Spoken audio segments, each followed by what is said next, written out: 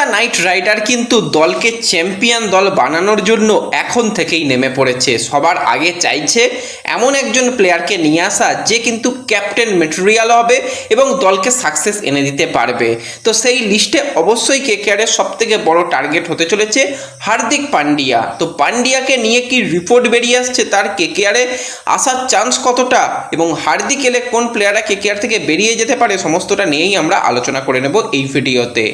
তাই ভিডিওটা পুরোটা দেখো, ভালো লাগলে লাইক শেয়ার করে দিও, আর যারা চ্যানেলে প্রথমবারের জন্য এসেছো চ্যানেলটাকে সাবস্ক্রাইব আর ফলো করে নিও, তাহলে প্রিয় দলের খেলার সমস্ত আপডেট তোমরা এখানে পেয়ে যাবে।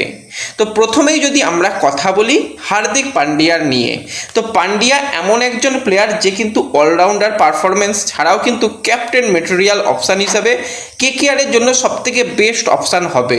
শ্রেয়াস আইয়ার দল ছেড়ে চলে গিয়েছিল চ্যাম্পিয়ন করে, তারপর কিন্তু আজিঙ্কা রাহানে একদমই ক্যাপ্টেন্সি ভালো করতে পারেনি, শুধু ব্যাটিং কিছু রান করেছে, যেই রানগুলো যে খুব কেকেআরকে ম্যাচ জিততে সাহায্য করেছিল সেরকমটা নয়। লাস্ট দুটো বছর কিন্তু কেকেআর রীতিমতন স্ট্রাগল করেছে, ক্যাপ্টেনের জায়গাটা কিন্তু কেকেআর খুব একটা ভালো কিছু করতে পারেনি। তো সেই জন্য প্রথম থেকেই হার্দিক পান্ডিয়ার পেছনে কেকেআর ছিল। আইপিএল যখন শেষ হয়নি তার আগে এক প্রকার নেগোসিয়েশন হয়েছিল, তখন তো পুরোপুরি রিজেক্ট করে দিয়েছিল, সেটা তোমাদের সবারই জানা।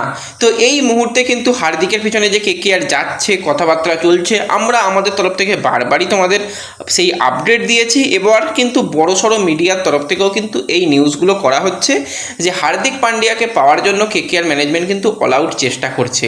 প্রথমে কেকেআর ম্যানেজমেন্ট যেটা চেষ্টা করেছিল যে অল ক্যাশ ডিলে হার্দিক পান্ডিয়াকে দলে নিয়ে আসবো, তো সেটার ক্ষেত্রেও আমরা বলেছিলাম এরকম একটা অল ক্যাশ ডিলে করতে পারে, কিছু প্লেয়ারকে ছাড়লেই কেকেআর মোটামুটি 40 কোটি টাকা পেয়ে যাবে। তো হার্দিক পান্ডিয়াকে 18 কোটি টাকা দিয়ে নিয়ে চলে আসুক, কোনো অসুবিধা নেই।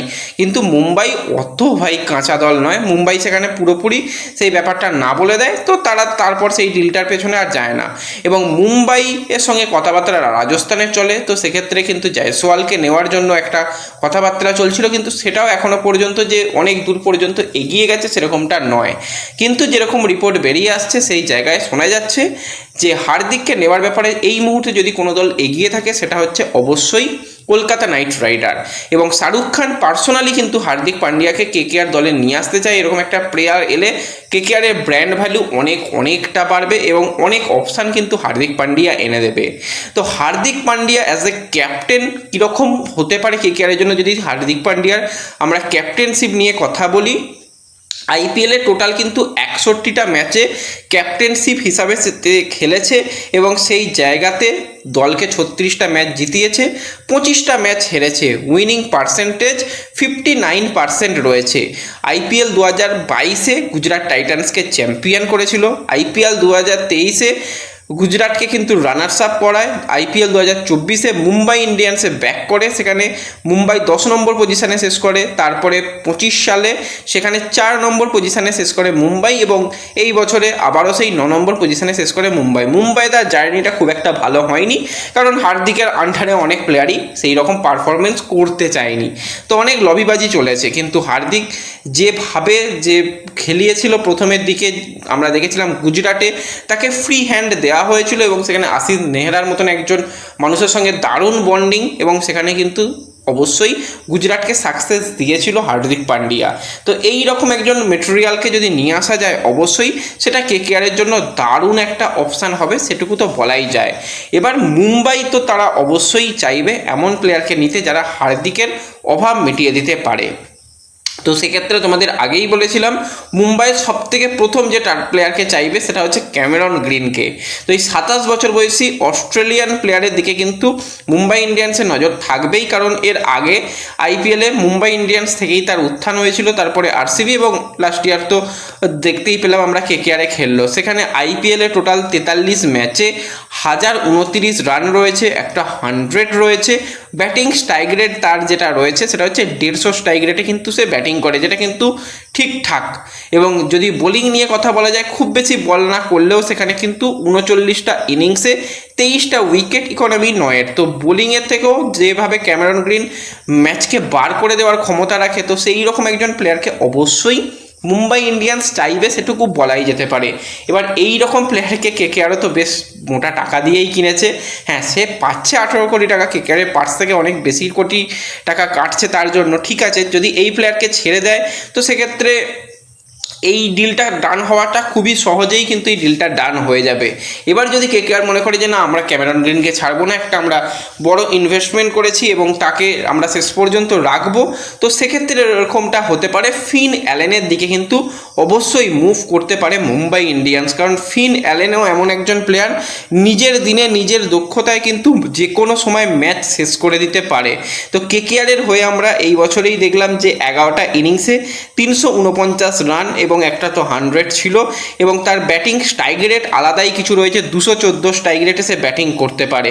তার বয়স এখন এই মুহূর্তে খুব বেশি নয়, ইয়াং প্লেয়ার তাকে বলা যেতে পারে, 27 বছর বয়স, এখনও তার সামনে অনেকটা ক্রিকেট পড়ে রয়েছে, এবং সে যেরকমভাবে টি20তে খেলছে আলাদাই কিছু তার কাছ থেকে। টি20তে আমরা দেখতে পাচ্ছি ব্যাটিং, আমরা যদি টোটাল তার টি20 ইনিংস নিয়ে কথা বলি, 192 ইনিংসে 5633 রান, সেখানে ব্যাটিং স্ট্রাইক রেট 178 স্ট্রাইক রেটে সে ব্যাটিং করছে।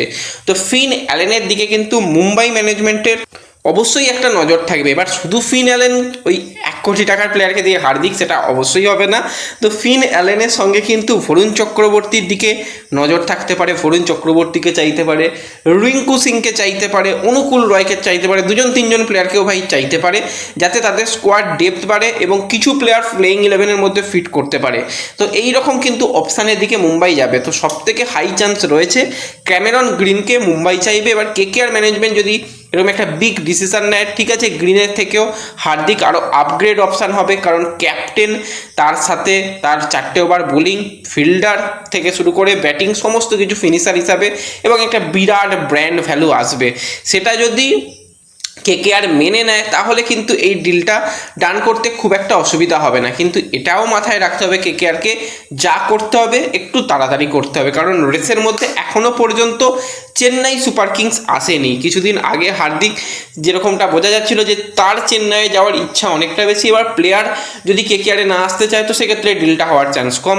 প্লেয়ারদের আসার একটা ইচ্ছা থাকতে হবে, এবং ফ্র্যাঞ্চাইজিরা তাদের মধ্যে ডিল যদি একদম ঠিকঠাক করতে পারে তবে আসার সম্ভাবনা রয়েছে। লাস্ট দুদিনে আমরা যেরকমটা দেখতে পাচ্ছি, যা যা রিপোর্ট ক্রিকবাজের তরফ থেকে এসেছে, সেখানে এখনও পর্যন্ত চেন্নাই সুপার কিংস তারা কিন্তু হার্দিকের পিছনে এখনও পর্যন্ত যায়নি। তারা যদি মনে করে যে হার্দিকের মতন একজন প্লেয়ারকে নিয়ে আসবো, তো সেক্ষেত্রে কেকেআরের জন্য চাপ হবে। এর আগেও আমরা দেখেছিলাম যে সঞ্জু স্যামসনকে আনার জন্য কেকেআর চেষ্টা করেছিল, কিন্তু শেষ পর্যন্ত সঞ্জু সে নিজে সিএসকেতে যেতে চেয়েছিল, এবং সিএসকেও কিন্তু খুব ভালোভাবেই কিন্তু তাদের সেই টার্গেটেড প্লেয়ারকে তুলে নিয়েছিল। তো এক্ষেত্রে এই ব্যাপারটাকেও কেকেআরকে মাথায় রেখে চলতে হবে যে হার্দিককে যদি তাড়াতাড়ি আনতে চাই তো সেক্ষেত্রে কুইক ডিসিশন নিতে হবে। এবং আইপিএলের সবথেকে বড় ট্রেড ডিল এখনও অপেক্ষা করছে, সেটুকু বলাই যায়। যদি এরকম একটা ডিল হয় তোমরা কতটা খুশি হবে কমেন্টে জানিও। ভিডিও ভালো লাগলে লাইক শেয়ার করে দিও, চ্যানেলে প্রথমবারের জন্য এলে সাবস্ক্রাইব আর ফলো করে নিও। দেখা হবে পরবর্তী ভিডিওতে, ধন্যবাদ।